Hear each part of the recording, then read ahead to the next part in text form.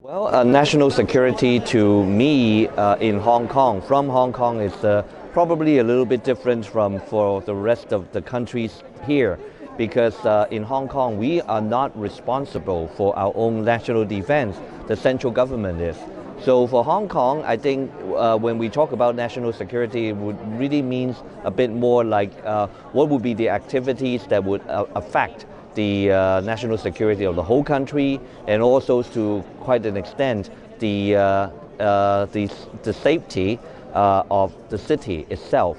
So in a sense, national security may not even exist for a city like Hong Kong, but on the other hand, in today's globalized world, it obviously is an issue that we cannot get away from. We are a very international city, a very open city, and we have people that from all over the world coming in and out in our city.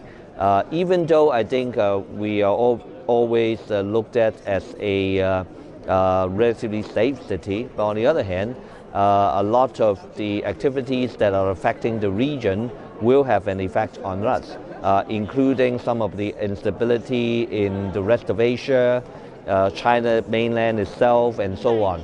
So increasingly, I believe it is an issue that we never really honestly paid too much attention to, but we will need to look at it in a different light soon. And also because of the fact that the advance of the internet and so on, a lot of these issues actually are now happening on the cyberspace. I think we're realizing that our cybersecurity laws needs to be updated.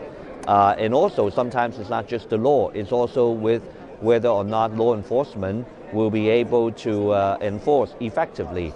But another issue is also in some cases, the lack of oversight. And increasingly, we see in our part of the world that law enforcement sometimes would try to sidestep some of the legal or human rights safeguards in order to make their work, easier or faster, or in their views more efficient and so on.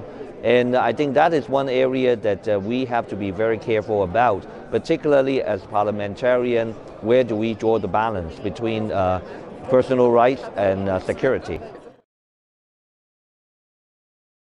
The issues that recently is confronting the UK, particularly with the renewed discussions about all these technologies that we're using every day, and how, and of course some of the governments are beginning to try to get try to work with or try to enforce some of these companies to put in better or ways to allow government to get into some of these technological tools, social media and so on, for investigative reasons and others.